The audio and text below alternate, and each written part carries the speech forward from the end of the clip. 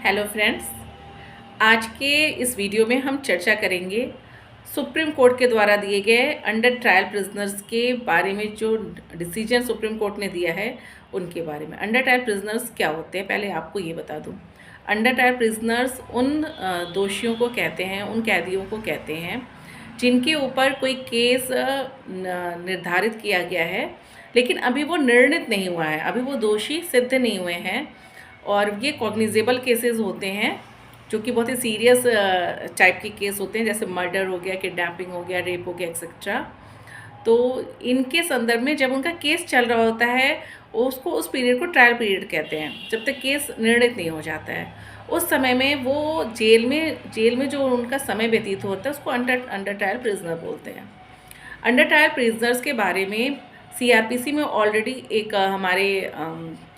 पहले से ही एक व्यवस्था है अंडर सेक्शन 436A में, कि जब भी अंडर ट्रायल प्रिजनर्स जो भी केस उन पर चल रहा है उसके लिए जो सज़ा निर्धारित है उसका 1/2 वो कर लेते हैं, तो उन्हें बेल के थ्रू रिलीज़ किया जा सकता है। ये डिस्क्रिशनरी पावर होता है कोर्ट का, लेकिन ये 1/2 पूरा करने पर उनको बेल मिल सकती है, उनको रिलीज़ कर देना चाहिए। ऐसा 436A में हमारी व्यवस्था है ऑलरेडी। तो बीएनएसएस में इसी व्यवस्था को लागू करते हुए अंडर सेक्शन 479 में एक नया प्रोविज़ो जोड़ा गया है।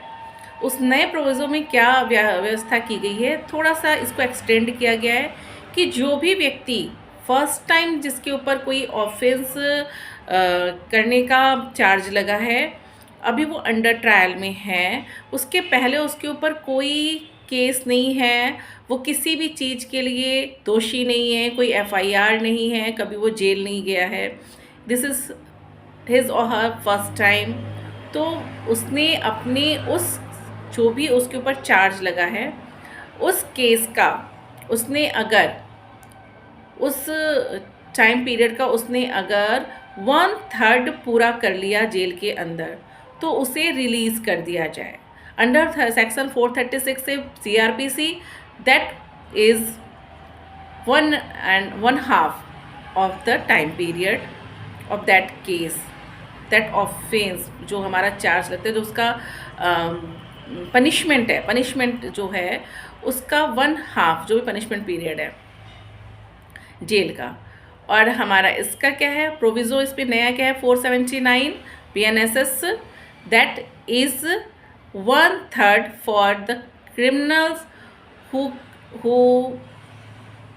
attempt the crime first time. मतलब क्रिमिनल्स आप उनको नहीं बोलोगे क्योंकि क्राइम अभी वो गिल्टी डिसाइड नहीं हुए हैं, उन्हें एज अ सपोज किया जा रहा है कि वो क्रिमिनल हैं क्योंकि उनके ऊपर चार्ज लगा है, केस चल रहा है, बट अभी डिसाइड नहीं हुआ है, केस अभी ट्रायल में चल रहा है, केस काफ़ी लंबा टाइम ले लेता है। तो उस पीरियड में अगर जो भी पर्सन है, अगर उसके ऊपर पहले से कोई ऑफेंस नहीं है, ही इज़ उनके ऊपर फर्स्ट टाइम केस चल रहा है, तो उसे अपने उस केस के जो पनिशमेंट टाइम पीरियड है जेल के अंदर डिसाइड होने के बाद जो टाइम पीरियड होता है, बट वो ड्यूरिंग द ट्रायल वो जेल में ही होता है बंदा, अगर उसको बेल नहीं मिला है तो वो 1/3 अपने टाइम पीरियड का पूरा होने पर 1/3 पे ही उसको रिलीज़ करने का नया प्रोविज़ो लाया गया है। तो इस पे एक रिट लाई गई कि अभी तो ये 1 जुलाई से आ रहा है और जेलों में क्राउड बहुत ज़्यादा हो चुका है, बहुत क्राउड हो गया है। तो इस पे एक वकीलों के द्वारा और लोगों के द्वारा एक रिट लाया गया कि क्यों ना ऐसा 1 जुलाई से पहले से भी जो विक्टिम हमारे जेल में हैं, अंडर ट्रायल में हैं, और फर्स्ट टाइम जिनके ऊपर ऑफेंस का केस चल रहा है, क्यों ना उनको भी इसका लाभ दिया जाए। सुप्रीम कोर्ट ने कहा हाँ ये हो सकता है, अगर आप ऐसा सोचते हैं तो ये एक अच्छी बात है, क्राउड को कम करने के लिए इसको भी अमल में लाया जा सकता है। लेकिन सुप्रीम कोर्ट क्योंकि कानून ऐसा नहीं है, और कानून जो हमारा होता है वो केंद्र सरकार के द्वारा बनता है, तो सुप्रीम कोर्ट ने ये डिसीजन, ये फैसले पर केंद्र सरकार से राय मांगा। केंद्र सरकार ने इस पर विचार किया और फिर उसने कहा ठीक है, आपको सही लगे और जेलों से क्राउड कम होनी चाहिए और आपको जो व्यक्ति ऐसा लगता है कि हाँ उसको छोड़ा जा सकता है और उसको उससे समाज को हमारे कोई क्षति कोई हानि नहीं होगी, तो आप ऐसे व्यक्तियों को, अगर वो उसके पहले भी है 1 जुलाई से पहले नए कानून से हमारे आने से पहले भी अगर वो आपके पास ऐसा अंडर ट्रायल ऑफेंडर है तो आप उस पर भी ये लागू कर सकते हो। ये रेट्रोस्पेक्टिवली भी लागू हो सकता है भूतकालीन परिप्रेक्ष्य में। तो सुप्रीम कोर्ट ने कह दिया ठीक है भाई, अब आप ऐसा करो। उसने स्टेट